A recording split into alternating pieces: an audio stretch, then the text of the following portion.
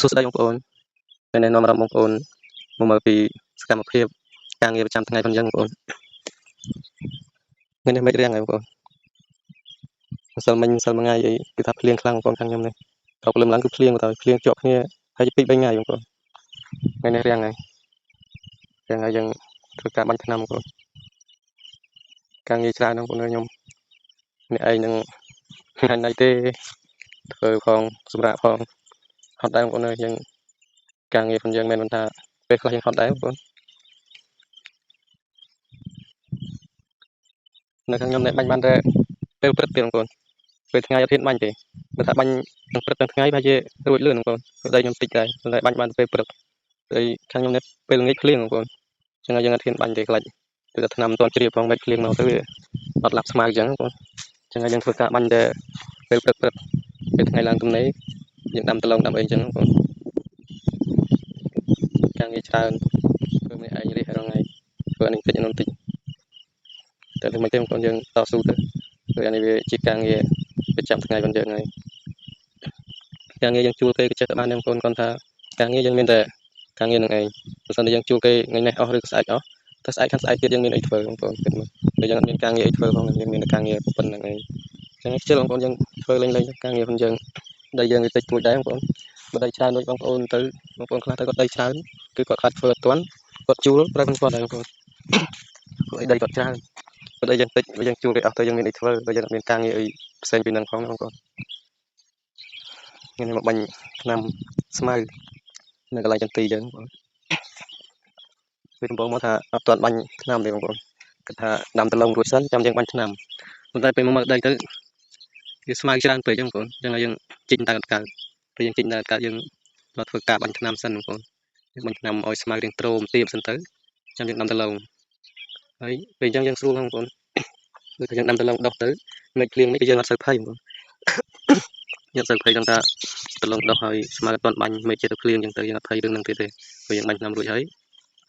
ដលងយើងដុះហើយស្មៅក៏វាងាប់ដែរបងប្អូនតែណាដែលអត់ទាន់ងាប់ឬមួយយើងបាញ់ចន្លោះអីយើងអាចបាញ់ថែមទៀតនឹងលងពេលដែលដលងយើងអត់ទាន់ដុះហ្នឹងបងប្អូន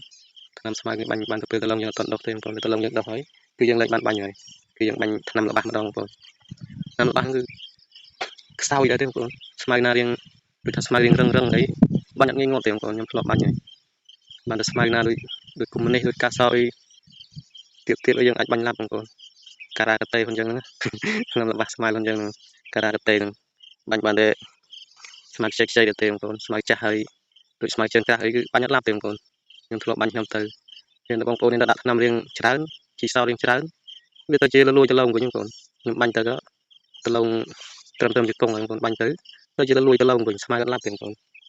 ចឹងហើយបាញ់ថ្នាំល្បាសក៏ដល់បងប្អូនពេលដលងយើងដុះមកហើយបងប្អូនអាចថាបាញ់រៀងតិចក៏បានបងប្អូនបាញ់ចំពីលើពេកខ្ញុំធ្លាប់បាញ់ចំពីលើគឺវាលលួយបងប្អូនលលួយត្រួយដលងយើងធ្វើដលងយើងវាលូតលាស់ចាញ់ស្មៅអញ្ចឹងស្មៅវាងើបមុនអញ្ចឹងពេលយើងបាញ់ថ្នាំល្បាស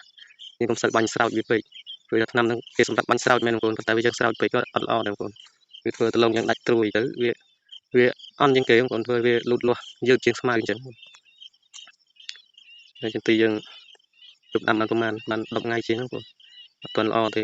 ត្រឹម10ថ្ងៃអីចាប់ពីមួយខែឡើងបានបងប្អូនឃើញគួរស្រឡាញ់បងប្អូនចន្ទីមួយខែទៅ2ខែនេះពេញស្រឡាញ់បងប្អូន